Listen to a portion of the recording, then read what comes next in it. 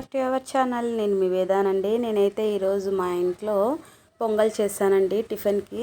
పిల్లలకి చాలా రోజులు అవుతుంది నేను ఇలాగా పెసరబ్యాళ్ళు వేసి పొంగల్ చేయక.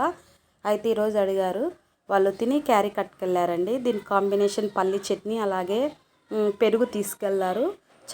చాలా ఇష్టంగా తింటారండి నేను చేసే పొంగల్. మరి చాలా ఈజీని, తక్కువ ఇంగ్రీడియంట్సే.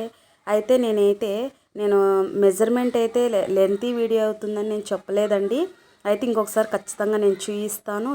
నేను ఎప్పుడు చేసినా పొంగల్ ఇలా చేస్తాను, పల్లి చట్నీ ఇలా చేసుకుంటాను.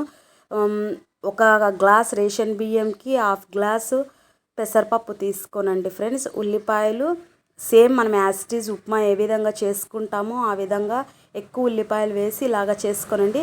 అయితే ఉప్మాకైతే 1కి 2 గ్లాసులు వాటర్ వేసుకుంటాము. ఈ పొంగల్కి 1కి 3 గ్లాసులు వాటర్ వేసుకుంటే సరిపోతుంది.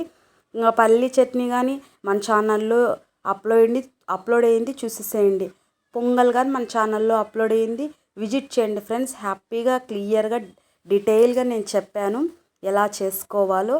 పల్లి చట్నీకి పల్లీలు 1 కప్, కొన్ని 4 టేబుల్ స్పూన్ అంత పుట్నాలు ఇవన్నీ వేయించుకొని, ఒక 5 పచ్చిమిర్చి వేయించుకున్నటువన్నీ కలుపుకొని, గుప్పెడు కొత్తిమీర, సాల్ట్ వేసుకొని రుబ్బుకొని తాలింపు పెట్టేసుకోనండి. అంతే అండి పల్లి చట్నీ. మరి నచ్చిందా? ట్రై చేయండి, సపోర్ట్ చేయండి ఫ్రెండ్స్.